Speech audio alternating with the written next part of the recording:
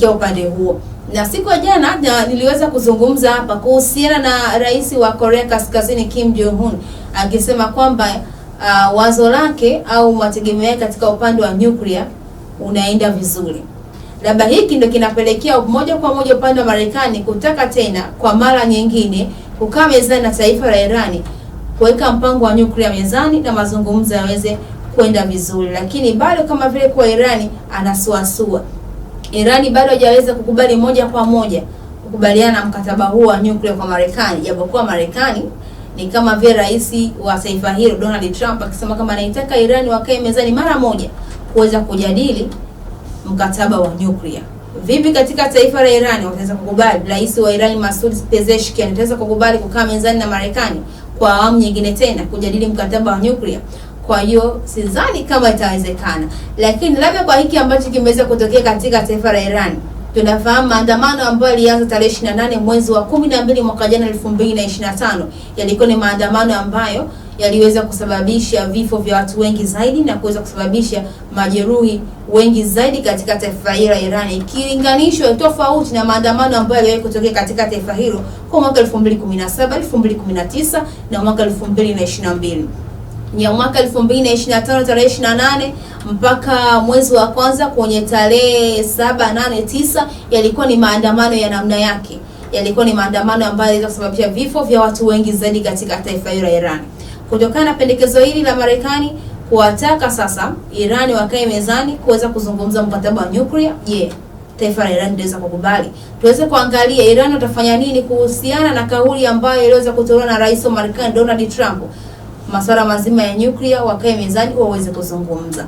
Na hata hivyo unakuja kuangazia jinsi gani ambapo taifa la Marekani anataka mkataba huu sasa kwa safari hii kwa hali na mali, kwa sababu unakuja kuangalia upande wa Greenland ambapo ni katika taifa la Denmark.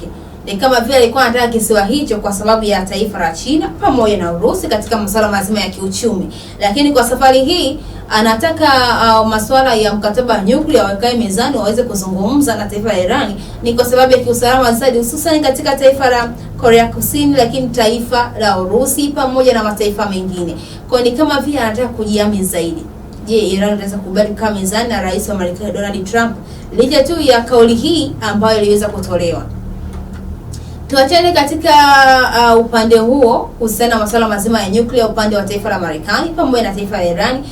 Tuangazie katika mgogoro huu wa vita ambao unaendelea. Tunaelekea miaka 4 hivi sasa kati ya mgogoro wa vita kati ya taifa la Urusi pamoja na taifa la Ukraine.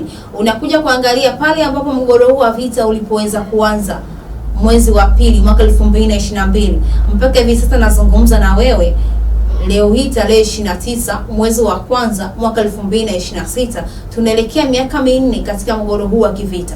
Na ripoti ambayo imeweza kutoka hivi karibuni inasema huenda vifo na majeruhi ambao vimetokea katika mgogoro huu wa vita vinaweza vikafikia milioni 2. Na unakuja kuangazia kuna wiki hii kati ya Jumatatu au Jumanne tuliweza kuona kwa upande wa Ukraine, rais wa Ukraine Volodymyr Zelensky akiweza kuzungumza kuhusiana na masuala mazima mgogoro wa vita ambavyo unaendelea. Ni kama vile kwa upande wa Zelensky ameweza kuelemewa na akitaka mataifa ya magharibi waweze kumsaidia kwa haraka zaidi, hususan katika masuala mazima ya fedha na masuala mazima ya silaha za kivita. Hii si kwa mara ya kwanza kwa rais wa Ukraine Volodymyr Zelensky kuweza kuzungumzia misaada katika taifa hilo. Hii si kwa mara ya kwanza kuweza kumuona rais wa Ukraine Volodymyr Zelensky akiweza kuzungumza na wananchi wake, akiweza kuzungumza na wanajeshi wake, akiweza kuzungumza na washirika wake, hususan akitaka utulivu katika taifa la Ukraine. Lakini hata hivyo misaada zaidi iweze kuongezwa kwa upande wa NATO, lakini vile vile na upande wa Umoja wa Ulaya. Na tumeweza kuona mikutano mbalimbali ambayo ilikuwa ikiweza kufanyika katika baadhi ya mataifa. Mfano katika taifa la Ujerumani tuliweza kuona wiki ambayo iliweza kupita waliweza kujadili kuhusiana na jinsi gani ambapo watafanya ili kuweka vikwazo zaidi katika taifa la Urusi na kuweza kupeleka misaada zaidi katika taifa la Ukraine ili tu Ukraine aweze kushinda vita hiyo ambapo inaelekea ni miaka 4 hivi sasa.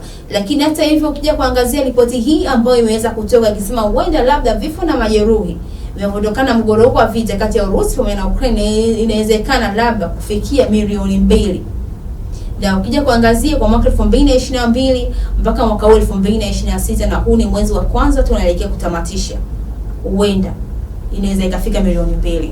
Na unakuja kuangazia jinsi gani ambavyo katika taifa la Urusi kuna kipindi rais wa Urusi Vladimir Putin, na yeye ni kama vile alikuwa anaelemewa na mgogoro huu wa kivita, lakini tukaweza kuona washirika wake wakiweza kumsupport, ikiwemo ni pamoja na taifa la Korea Kaskazini, pale ambapo rais wa Korea Kaskazini alipoweza kuamua kutoa wanajeshi wake katika taifa hilo na moja kwa moja kuwapeleka katika taifa la Urusi, ili kufanikisha mgogoro huu wa vita, ili kuweza kufanikisha Urusi kuweza kuwa mshindi katika mgogoro huu wa kivita. Takriban zaidi ya wanajeshi 1000 katika taifa la Korea Kaskazini waliweza kuondoka na kwenda katika taifa la Urusi ili kuweza kufanikisha mgogoro huu wa vita kuweza kutamatika na Urusi kwa mshindi. Lakini mpaka hivi sasa ngoma imekuwa ngumu upande wa Urusi pamoja na Ukraine, japokuwa tunaweza kuona baadhi ya mataifa wakiwa ni wapatanishi, hususan taifa la Marekani, rais wa Marekani Donald Trump akijitahidi kwa asilimia kubwa zaidi kuhakikisha kwamba mgogoro huu unaenda kutamatika.